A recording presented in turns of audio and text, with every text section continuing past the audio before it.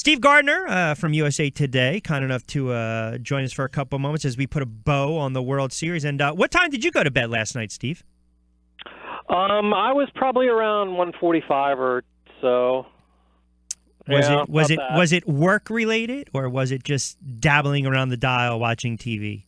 No, I was doing some work, and then it was just, well, let's look at one more thing, and let's check one more hot take. And, I gotcha. One thing leads to another. Yes, it always does, my friend.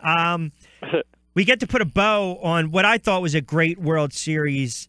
And I forgot this. As the final out, we saw the Cubs, the Indians make that final out. It just escaped my mind for a moment. Well, wait a second. Cleveland was up 3-1 in this series. It almost seems as though it's kind of an afterthought that they were actually up 3-1 in this series, and the Cubs come back. I mean, did you sense that at all? I mean, I know you're more closer to it, but just as a fan, when I'm watching it, the first thing I'm thinking of 100 years, and the curse is over for the Cubs, and then I'm like, wow, you know what? Cleveland was up 3-1. You know, I wrote something about that when it was 3-1, and and how the Cubs were able to make it back. And I think it's so cliche, but you look at it one game at a time. And the Cubs had, the pitching matchup advantage in Game 5, the pitching matchup advantage in Game 6, for the starters. And then in Game 7, it's anybody's guess what will happen. So yes, the Indians did have the early advantage, but it didn't seem like they were dominating the Cubs to any degree. And it seemed like there was still an opportunity for Chicago to come back because, they've won 3 in a row so many times during the course of the regular season. It wasn't a stretch to see them coming back and winning 3 in a row there in this series. Did you think it was going to come back to haunt them? See, I didn't like the fact that Madden pitched Chapman in that 8th inning when they were up by 5 runs. I think it was Game 6, just in case. Yep. They certainly needed to go back to him. I mean, and then he has the quick hook in Game 7, and then they rely on the bullpen. I mean, those moments in Game 6, and then of course having to go back to him in Game 7, and then pulling the starter with that quick hook. I mean, it almost seems Madden, he overmanages. He likes it to be about him. But did you like that decision to keep Chapman in there in Game 6? Well, first of all, I like the decision to bring him in the 7th inning when the Indians were kind of mounting a comeback, and if they were going to do it, they were going to do it with their best hitters in the lineup coming up, and that's when Chapman came in to face those guys. So I thought that was a fine move. But once you get out of the inning, you've still got a 5-run lead. I don't know that there was any reason to throw Chapman in the 8th inning, and certainly no reason to bring him back out there to start the 9th. And yes, Joe Madden said he only threw 4 pitches in the 9th. Yeah, but he still had to warm up. He still had to get hot again after sitting through the Cubs half of the inning. So, yeah, I thought Joe Madden definitely overmanaged or undermanaged or whatever you want to call it there. He made a mistake, and I think it came back to haunt him a little bit because Chapman wasn't at his certainly at his best in Game 7, and that's when the Indians were able to mount that little comeback and the big home run from Rajai Davis sent us into extra innings. Yeah, and the home run, if they would have won, people would have talking about Madden's moves, and Davis, basically a 34, 35-year-old journeyman would have had the biggest home run in Indians history. And then it turns out maybe from the Cubs standpoint, you're looking at Almaro Jr., who might have had the greatest heads-up play and might go down in Cubs history. So that's the beauty of baseball, right? I'm not going to link it to Dave Roberts getting on base and stealing a couple bases with Boston against the Yankees, but you bring in a young pinch runner in that spot in that game with Almaro Jr., and that was a heady base running play. Sure was. And that fly ball looked like it might have a chance to go out, but instead of, playing it halfway, he went back, tagged up, made it to second base. And that's really what forced the whole inning because, when you have Anthony Rizzo up next and the decision to walk him or pitch to him, I think it was a difficult decision because, maybe you don't want to mess with him and go after Ben Zobrist, but when Zobrist is up there and there are runners on first and second, and you have to pitch. You can't kind of waste some pitches where you could have if there was first base open. It was just a strategic thing that I think might have been a mistake on Terry Francona's part. Of course, we can look at it in hindsight and say it was, but yeah, that was one of those. It was all set up by tagging and going from first to second. Does Chicago winning? Is any luster lost here? Like, see, I think if they would have lost, it would have been okay. If you're a Cubs fan, we got there. Hey, we won 100 games. We're building for the future. We're going to get there, maybe next year. And the Indians, you look at the Indians and the fact that they haven't won. I mean, these are the storylines. You have two managers that got a lot of play, which is rare in a World Series. You had two cities that have never really tasted victory from a baseball standpoint, struggling franchises, right? They all had their curses, if you will. But do the Cubs now, does it kind of lose a little luster? I don't think it does. I really don't. You understand what I'm kind of saying? I do. I think we've had that thing to fall back on about the Cubs being lovable losers for so long, and we don't have that anymore. What we do have, though, is we have an organization that is run incredibly well. Yes. A team that is put together extremely efficiently, and one that has the potential to. We talk about Yankee dynasties. Yep. At the end of the 1990s and into 2000. We have a potential to see a Cubs dynasty, which I think would be fantastic for baseball. I mean, you need a team to aim at, and the Cubs are certainly positioned to be there for the next 4 or 5 years, with all those young guys on the club under contract. We have a position, we have an opportunity here for a dynasty. I'm sure the Cubs are looking at it that way. And sure, it's fun to say the Cubs are lovable losers and everything, but now you've got a team that is kind of a model franchise for putting the organization together and doing everything right. And so I think that is even better for baseball than having the Cubs in their previous role. Halfway home on a Wednesday, we'll take you up to 2. Steve Gardner joining us, kind enough to join us from USA Today. Does a great job covering baseball. Good follow on Twitter as well, Steve A. Gardner, at Steve A. Gardner. Rich Quinones here. Let's talk a little Cespedes, a little hot stove for a moment. And he's officially free agent, so he can sign anywhere as long as the team dishing out probably going to be a huge contract, is willing to hand the Mets over a draft pick in exchange. I'm probably looking about $100 million. Right around the ballpark there. I don't think anyone's going to blink at losing a draft pick in the process. So I'm just wondering, you got the Nationals, you got the Giants, you got the Angels, you got the Marlins, you got the Mets, possibly the Yankees. Let me ask you this. Can the Phillies be a dark horse here? Because they got a ton of money to play with. Wow.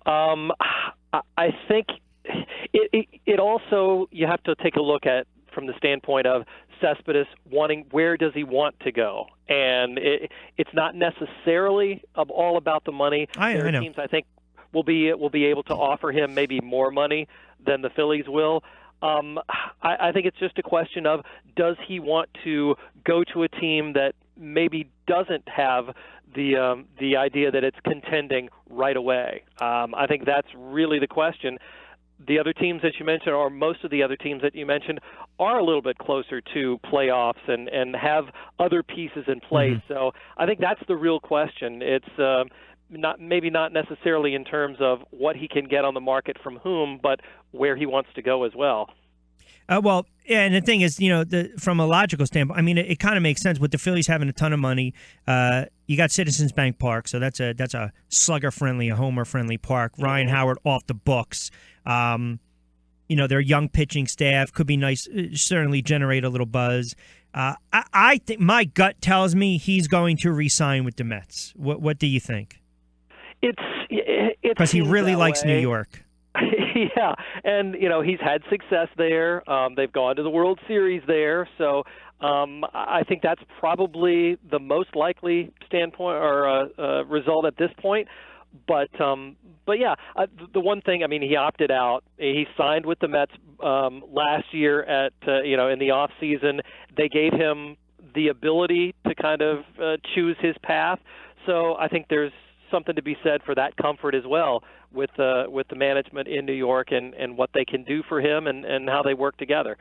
So yeah, I would have to say the Mets are the front runners. A couple more quickies for you. AL Cy Young Award winners were announced. The finalists, I should say, for the AL Cy Young Award winners on Monday. Porcello, Kluber, Verlander. There's another guy missing on that list, and I was a little surprised. What about Zach Britton?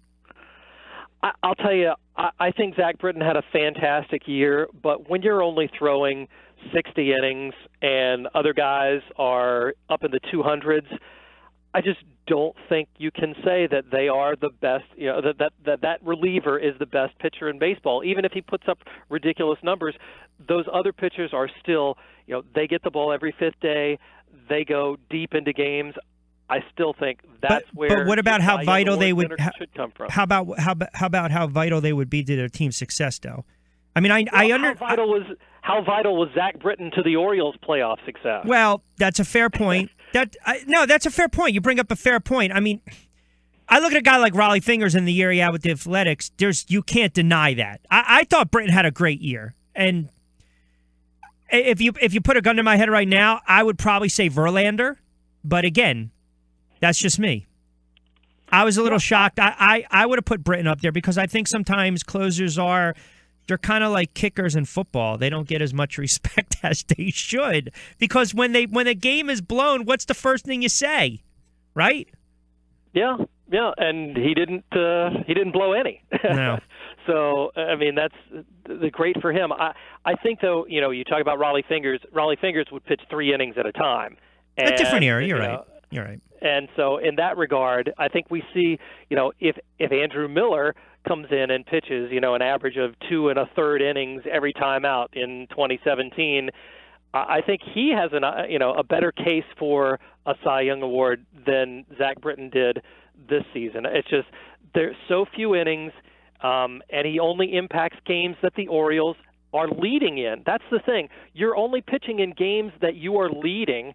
How is that, as valuable as a starting pitcher who keeps you in the ball game for the first 6, 7 innings sometimes and gives you a chance to win even when you're behind? It's a fair point. It's a good argument. I can't argue that point.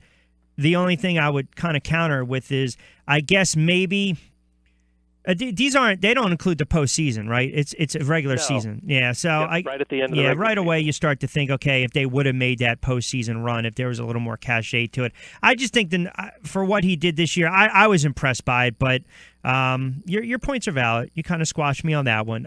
Hey, how about the NL Cy Young? Hendricks, Lester, Scherzer.